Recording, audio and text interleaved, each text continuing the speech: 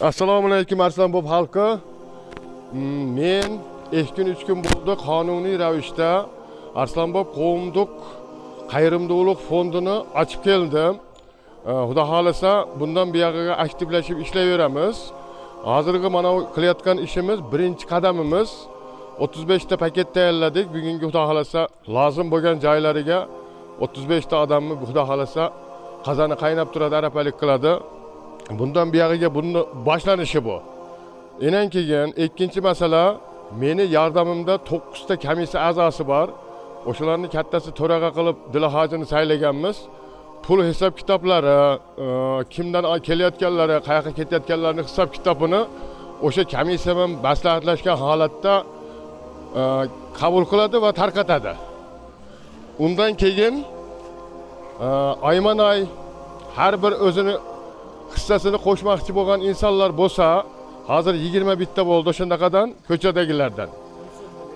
1000 so'mdan beradigan bo'lishdi oyma-oy. Yana undan tashqari shaxsiy odamlar qo'shilib, qancha qimmat qilsa, aytaylik 100 so'mdir, 5000 so'mdir, 50000 so'mdir, uni farqi yo'q. Oyma-oy to'lab turadigan holatda bo'lsa, fondimizga hissasini qo'shib, kimni boshiga qanday kunlar tushishini hech kimimiz bilmaymiz. Xudo xolasa o'sha pullarni kerak bo'lgan joylarga, o'shanaqa zarur bo'lgan tochkalarga yetkazishga biz tayyor bo'lib, shu ishni harakat qilib, shuni oxirigacha yetkazamiz xudo xolasa. E'tiboringlar uchun rahmat. Hozir hisob bo'yicha 80 mingdan ortiq pulimiz bor edi fondimizda. 35 mingini sarfladik. Yana 45 mingdan oshiqroq pulimiz bor. Yana bundan buyog'iga ro'za davomida o'tgan yilgini singari davom ettirib ishlayveramiz. Yana xayriya fondimizga yana pul qo'shilaveradi. Yana ma'lumotini tinimsiz o'zimni gruppamdan, oldi sotdi gruppadan, xalq fikri gruppalaridan ma'lumotini berib turaman. Bismillahirrahmanirrahim. Alhamdulillahi robbil alamin.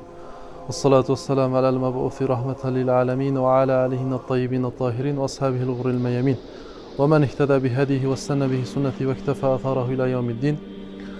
Allah Rabbul Alaminga hamd sanolar bo'lsin. Suyukli payg'ambarimiz Muhammad Mustafa sallallohu alayhi vasallamga salovat va salomlar bo'lsin. Allah Rabbul Alamin rozi bo'lsin. Mana Arslonboblik akalarimiz Arslonbob qayrimduluk fondini ochib, mana shunday bir qiynalayotgan, qo'lda yo'q yetim yesir beva bechoralarni hollaridan xabar olishlik uchun mana shunday bir fond ochishlikni o'zlariga bir maqsad qilib qo'yibdi.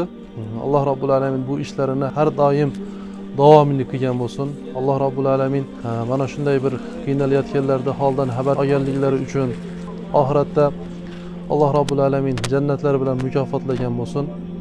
Alloh Rabbul Alamin Qur'oni Karimda kitobi chap tarafdan berilingan kimsalar haqida xabar berib aytadiki, qaysiki bir bandani Alloh Rabbul Alamin kitobini chap tomondan beradigan bo'lsa, bu inson yoshkida bu kitobim chap tarafdan berilmasaydi deb mana shunday bir nola qilib qoladi ekan. Ya'ni bu insonning sifatini Alloh taolo keltiradiki, innahu la yu'minu billahil azim. Albatta bu inson buyuk bo'lgan Robbimizga iymon keltirmagan edi.